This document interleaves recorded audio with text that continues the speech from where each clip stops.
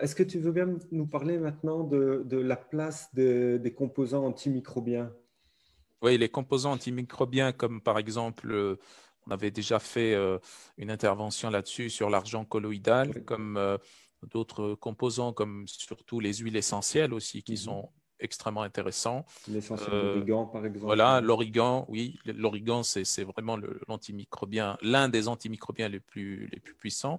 On a aussi les polyphénols aussi, donc je les avais cités par rapport à leur effet antioxydant, anti-inflammatoire, etc. Mais ils ont aussi un effet antimicrobien très puissant et très intéressant. Donc, comme j'ai déjà dit, les polyphénols ont des effets pléotropes.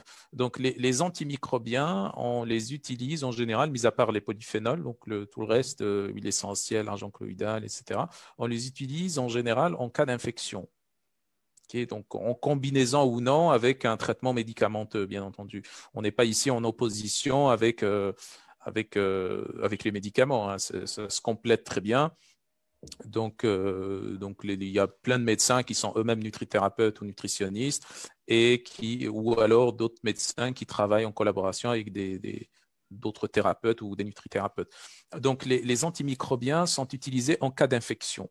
Donc, en cas d'infection, ils ont un rôle extrêmement intéressant parce qu'ils vont soutenir justement le microbiote et le système immunitaire. En général, le microbiote, il a un effet où il a une fonction qu'on ne voit pas en réalité. Parce que quand on est exposé à une charge bactérienne ou une charge virale importante et qu'on n'a pas de manifestation ou de symptômes d'infection, c'est que le microbiote a fait son travail bien comme il faut. Parce Mhm. que dès que le virus ou la bactérie ou le parasite arrive au niveau à côté de la muqueuse, il va être mélangé au microbiote et le microbiote de l'individu va le détruire. Donc, s'il est bien détruit, ça veut dire que le microbiote a très bien fait son travail, donc il n'y a pas de symptômes.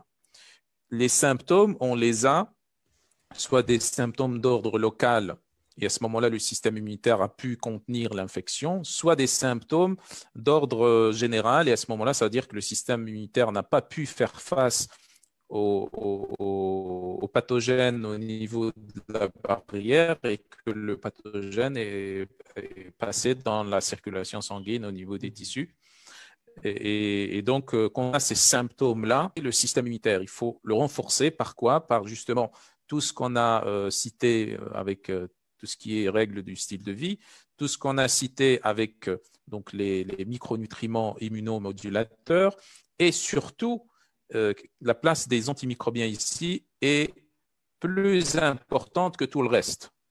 Donc, bien plus importante que toutes les autres règles d'hygiène de vie dont l'effet intervient sur le moyen terme, en réalité, sur le moyen et long terme. Par contre, sur les antimicrobiens interviennent directement et immédiatement. Ils ont un effet direct et donc ça va aider à détruire, premièrement, les microbes, Mhm. les microbes pathogènes. Ça va aider aussi à éviter donc ou diminuer donc la fixation du microbe, si c'est un virus par exemple sur les cellules, ça va empêcher l'infection des cellules de l'organisme tout simplement.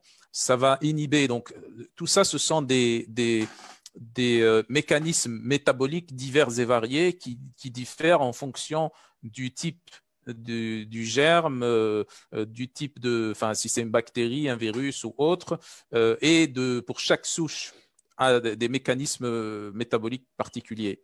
Et Mhm. donc, ces antimicrobiens jouent en quelque sorte un petit peu le rôle d'antibiotiques, bien que c'est différent, donc ce n'est pas le même mécanisme d'action. Donc, ils ont un effet extrêmement intéressant, surtout en cas d'infection.